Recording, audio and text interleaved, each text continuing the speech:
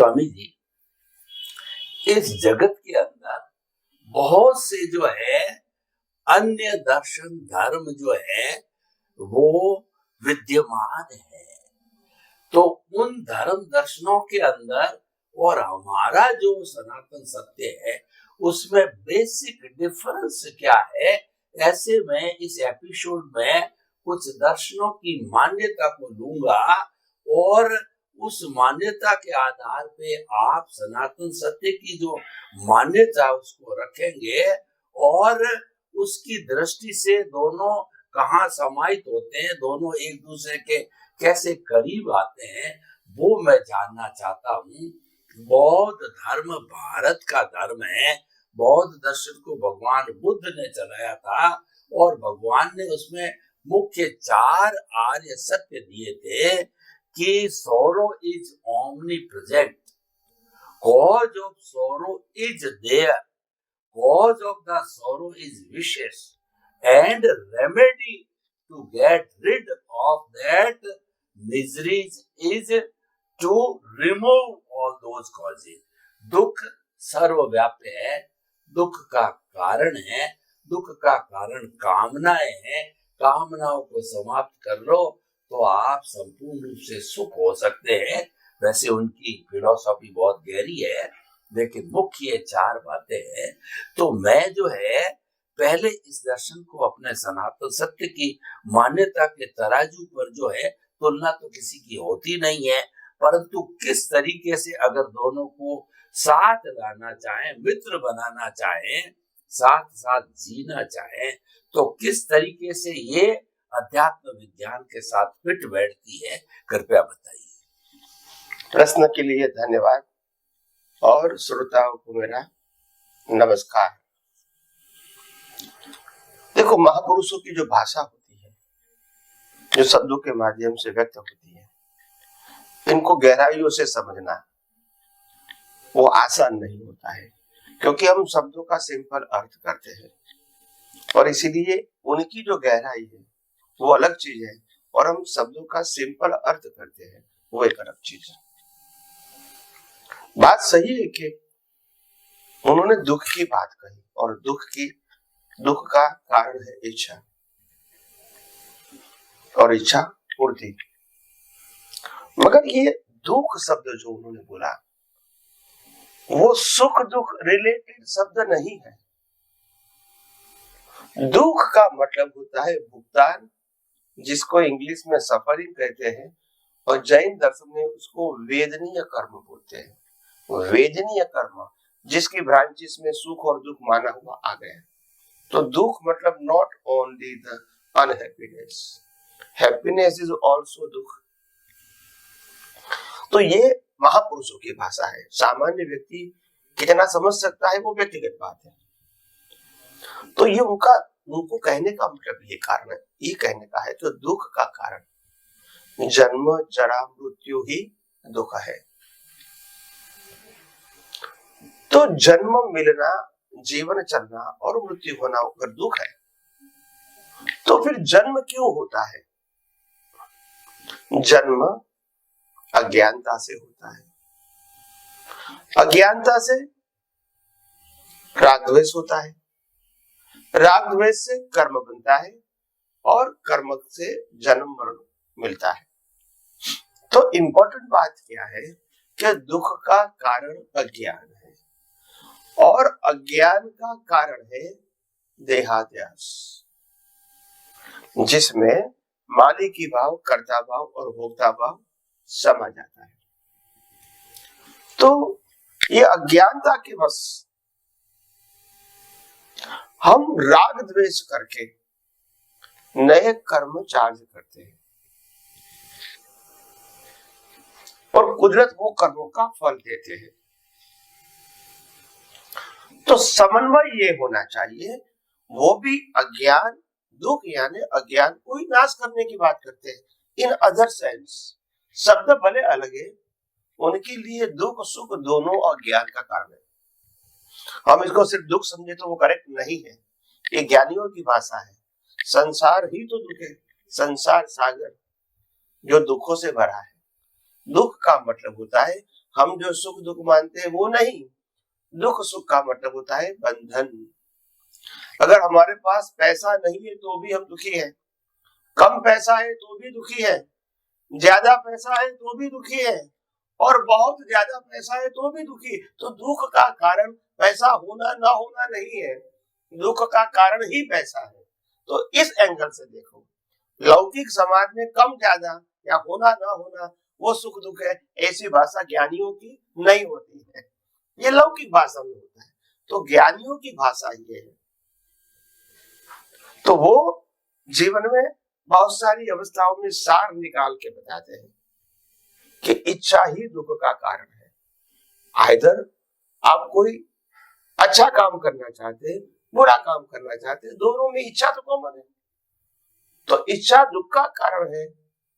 उनका कहने का मतलब इच्छा से ही कार्य के बीज होते हैं और बाद में कुदरत उसको रूपक में लाती है। जैसे मेरे को दान देना है, मेरे को लोगों की सेवा करना है, मेरे को लोगों को हेल्प करना है, पढ़ाना है, मार्गदर्शन देना है, ये भी एक इच्छा है। और इच्छा से ही तो कर्म बनते हैं और कर्म का फल देने के लिए आपको जीना पड़ेगा। और वो जब जी रहे हैं उस समय आपके सामने जो परिस्थिति आएगी वो इक्वल नहीं होगी, इसमें से और नए राग होंगे। तो उनका कहने का मतलब क्या है, अच्छा करना बुरा करना की जो कुछ इच्छा होती है, धार्मिक सामाजिक, ये सब इच्छाएं दुख या बंध का कारण है। और इसको मिटाना है तो आत्मा में स्थिर रहो, बाकी तो अवस्था के आधार उत्पन्न होता है नाश होता है वो देखते रहो वितराग भाव से। ये कहने का मतलब था उत्पाद व्यय एंड ध्रुव। तो ये महापुरुषों की भाषा, उनके दृष्टिकोण से समझना ये इसे शब्द और शब्द का अर्थ कोई भी कर सकते हैं, पढ़े लिखे व्यक्ति, मर्म समझना इजी नहीं है। तो इसीलिए जो भगवान बुद्ध की जो भाषा थी और उनका उपदेश था और सनातन सत्य, उसमें कोई अंतर है ऐसा नहीं है। मगर क्या होता है, वो मूल पुरुष जाने के बाद उनकी जो भाषा होती है वो सब इसका रिलेटिव भाषा में एक्सप्लेनेशन करते हैं और बाद में उसकी परंपरा चलती रहती है। आप समझो कि भगवान मां बुद्ध के माध्यम से जो कुछ भी बातें निकली, उन्होंने तो खुद ने कभी शास्त्र लिखे नहीं, महावीर ने भी नहीं लिखे, मगर उसके जाने के बाद उनकी परंपरा में जो शास्त्र बनाए गए लिखे गए उसको लोग लौकिक भाषा में उसका अर्थ और मर्म निकालते हैं और इसीलिए कंफ्यूजन तो होगा ही। तो आपको उस लेवल पे जाना पड़ेगा जो उनका मकसद था बताने का, वो जहां तक समझ में नहीं आएगा मर्म, वहां तक वो एक्चुअली क्या कहना चाहते थे वो समझ में नहीं, और नहीं आएगा तो आप खुद भी यूज नहीं करोगे और प्रेजेंटेशन भी नहीं होगा। और इसीलिए सभी धर्मों के अंदर यही हुआ है, मूल पुरुष ने क्या कहा और बाद की परंपरा ने क्या समझा। हम एक छोटा सा एग्जांपल ले लें। स्वामीनारायण धर्म में स्वामीनारायण भगवान के नाम के व्यक्ति हो गए महापुरुष के रूप में। उन्होंने बचपन में घर का त्याग कर दिया, छोटी वेरी चाइल्डहुड, क्योंकि उसको मालूम हुआ कि ये जीवन कोई ग्रेटनेस वाला जीवन नहीं है, दुख भरा जीवन है और ऐसे छोटे मकान में परिस्थितियों के आधार से संघर्ष में जीवन जीना ये कोई जीवन नहीं है। तो वो घर से निकल पड़े, नदी में जंप लगाई, जहां निकलेगा वो सही, क्योंकि अभी तो कुदरत के पास जाना है तो कोई एड्रेस तो होगा ही नहीं। तो ऐसे वो निकल गए और निकलने के बाद वो जंगलों में कुदरत के अंदर घूमे। एक बात उनके जीवन में जो जीवन था उनका, उसमें एक बात थी इनको कोई चीज की इच्छा और अपेक्षा नहीं थी। जहां भी गए लोगों ने खाना दिया तो ले लिया, जरूरी है पेट के लिए, मगर बाकी कपड़े, पैसे और अन्य कोई जरूरी सामान कभी लेने की चेष्टा नहीं की। वो कहता है मैं कुदरत के ऊपर जीता हूँ, मेरे को ये जरूरत नहीं है। ऐसी छोटी कॉपी पहनते थे और निकल पड़ते थे। तो कहने का मतलब, और हजारों किलोमीटर, लाखों किलोमीटर वो चल के गए, हिमालय में भी गए थे और हर जगह वो घूमते रहते थे समाज के सामने। तो परिस्थितियां अच्छी बुरी तो आई होगी एक एक व्यक्ति को इंसान के रूप में। तो कहने का मतलब ये है कि वो जिस प्रकार से जीवन जिया, और बाद में उसको गुरु मिला रामानंद, रामानुजाचार्य, रामानंद जी, उन्होंने फिर शिष्य बनाया और फिर उनको सभी शिष्यों के लीडर भी बनाए उनके जाने के बाद। और बाद में उन्होंने स्वामीनारायण धर्म की स्थापना किया। बहुत सारी सिद्धियां उनके पास थी क्योंकि नेचुरल लाइफ था और कोई अपेक्षा नहीं थी। मगर उसके जीवन में जैसे जैसे संजोग आए तो उन्होंने संस्था बनाई, मंदिर बनाया एक व्यवस्था के रूप में, और एक नए धर्म की स्थापना किया। शिक्षा पत्री लोगों को जीवन जीने के लिए बताई और साधु के लिए भी जीवन बताया कि आपको लोगों के पास जाना है और लोगों को मार्गदर्शन करना है, कैसे जीवन जीना है। तो ये उन्होंने एक मार्ग के रूप में समाज को दिया। अभी बात ये हुई कि ऐसे महापुरुष के अंदर, महापुरुष के जीवन में कोई मंदिर बनाना, संस्था बनानी, शिष्य बनाना, वो कोई इंपॉर्टेंट बात नहीं होती है। अगर होती तो पहले से विचारधारा ऐसी होती, मगर नहीं, ये उनके उदय कर्म था। तो लोग क्या समझे कि यही परंपरा को हमको और विकास करना है, ज्यादा शिष्य बना, ज्यादा मंदिर, ज्यादा संस्था, ज्यादा प्रसंग वो सेलिब्रेट करना है, तो ऐसा होगा, तो ऐसा तो होगा, मगर फिर बाद में उसकी परंपरा चलेगी तो मूल पुरुष क्या कहना चाहते थे वो तो आएगा नहीं। ऐसे मूल पुरुषों की बातों समय समय पे विच्छेद हो जाती है और वर्तमान व्यक्ति जो कुछ कहता है उसके मुताबिक चलता है और टाइटल होता है उसके नाम का। तो इसीलिए ऐसे ही दुनिया के सभी धर्म चलते हैं और मूल पुरुष की जो भावना होती है और मूल पुरुष का जो विजन होता है वो समाप्त हो जाता है। तो इसीलिए सभी दर्शन में मूल पुरुष ने तो बहुत कुछ अच्छा कहा था, मगर आज वो दर्शन को समझाने वाले व्यक्ति जो कहेंगे वही दुनिया सुनेगी और मानेगी। तो इसीलिए समाज में ऐसा होता रहेगा। ज्ञानी पुरुष दादा भगवान अभी हो गए, आध्यात्म विज्ञानी, अक्रम विज्ञानी, वो भी उनकी अनुभव दृष्टि बहुत हाई लेवल की थी और हजारों लोगों को मार्गदर्शन करने के लिए उन्होंने कहा, और उन्होंने अपने जीवन में भी कहा कि ये जहां पैसे का व्यवहार है वहां धर्म भी नहीं है। लेते देते, क्या बोला उन्होंने, वहां धर्म भी नहीं है, लेन देन। तो ठीक है, वह भी उनकी ही परंपरा में सब कुछ चलता भी है, तो ये होता ही रहेगा। अभी आप कहोगे कि हम उसके मार्ग को, उनके ज्ञान को फॉलो करते हैं, ठीक है, व्यवहार से तो बोल सकते हैं, मगर उनका जो थीम था, उनका जो एब्स्ट्रैक्ट था, वो खत्म हो गया। मैकेनिकल प्रोसेस चलती रहेगी। तो हर धर्म में, हर दर्शन में यही हुआ है। हालांकि मूल पुरुषों को कोई एक दूसरे के प्रति राग द्वेष नहीं होते हैं, सही गलत नहीं होता है। मूल पुरुष का मतलब ही होता है अनुभव के मार्ग को एक्सेप्ट करते हैं। वे मेरे को जो अनुभव हुआ, दैट इज इम्पोर्टेंट। और परंपरा में क्या होता है, अनुभव ज्ञान की कीमत नहीं है, किताबों में क्या लिखा है, उन्होंने क्या कहा है, उसकी कीमत होती है, और इसीलिए अंतर हो जाता है।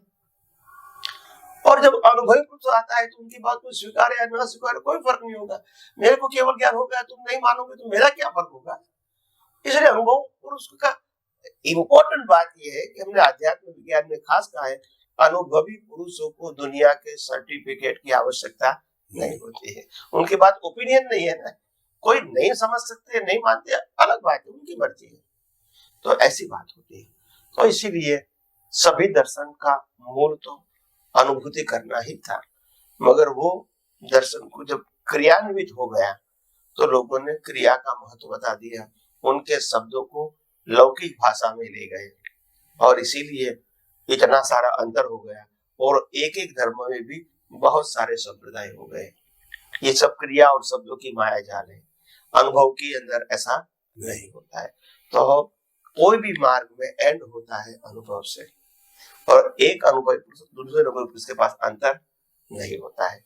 इसीलिए दादा भगवान ने भी कहा है, एक ज्ञानी का लाखों मत हो सकते हैं और लाखों ज्ञानी का एक ही मत होता है। ये कहने का मतलब ये सबका भी अनुभव तो एक ही है, प्रोसेस भले कोई भी है। तो अनुभव इज अचीवमेंट, ये कोई प्रोसेस अचीवमेंट नहीं, कोई भी रास्ते से आप जा सकते हैं। हाँ, तो ये रास्ते का झगड़ा है, वो ज्ञान है, और अनुभूति है तो फिर अज्ञान है ही नहीं, झगड़ा ही नहीं। कोई कहते हैं कि भाई मैंने भगवान राम के पास ज्ञान लिया और केवल ज्ञान हुआ, कोई कहता है कृष्ण भगवान के ज्ञान से मेरे को केवल ज्ञान हुआ, कोई कहता है महावीर के ज्ञान से केवल ज्ञान हुआ। मतलब क्या है, गोल तो एक ही है। रास्ता कोई भी क्यों ना हो, हिमालय की टोच पे ऊपर जाने के लिए बहुत सारे रास्ता हो जाते हैं, मगर टोच पे जाना तो वो अनुभूति हो गई। फिर आप कहो कि मेरे रास्ते में ही आए, तो सभी का रास्ता अलग अलग होता है, तो अनुभूति की तो अलग अलग होगी, लौकिक अनुभूति, मगर अल्टीमेट अनुभूति तो एक ही होगी, तो उसमें कोई डिफरेंस नहीं होता है। तो ये बात है।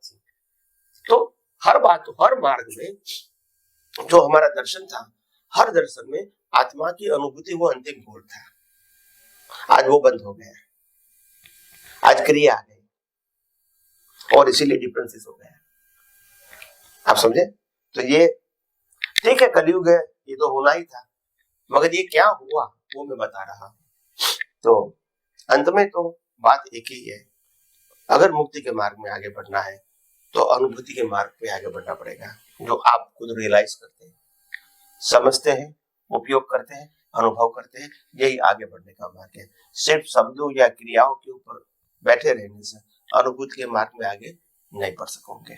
स्वामी जी, आपका बहुत बहुत धन्यवाद। आपने बताया कि जो सभी तरह के धर्म दर्शन है, उसके जो मूल पुरुष है, जिन्होंने उस धर्म दर्शन को अपने अनुभव के आधार पर बताया, उन सब का लक्ष्य तो जो एक अनुभव की जो पराकाष्ठा पर था, और अनुभव की पराकाष्ठा तो एक ही होती है, क्योंकि सारे जो पहुंचते हैं तो उसी चोटी पर पहुंचते हैं और वही रियल अनुभव को प्राप्त करते हैं, तो लक्ष्य एक बन जाता है। लेकिन जो है परंपराओं में फिर शास्त्र आते हैं, मंदिर आते हैं, आचार्य आते हैं, लोग आते हैं, जितने जितने लोग जुड़ते हैं उसमें भिन्नता होती चली जाती है, और वो क्रियाकांड कहिए, परंपराएं कहिए, वो सारे आज हमारे को देखने को मिल रहे हैं। इसीलिए खंड खंड हो गए हैं, टुकड़ों टुकड़ों में बढ़ गए हैं। लेकिन फिर भी हम सौभाग्यशाली है कि हमको सनातन सत्य मिला है, उसमें अनुभव की पराकाष्ठा पर, अनुभव की प्राप्ति पर जोर दिया गया है। स्वामी जी, आपके प्रति बहुत कृतज्ञता। जय सच्चिदानंद। जय सच्चिदानंद।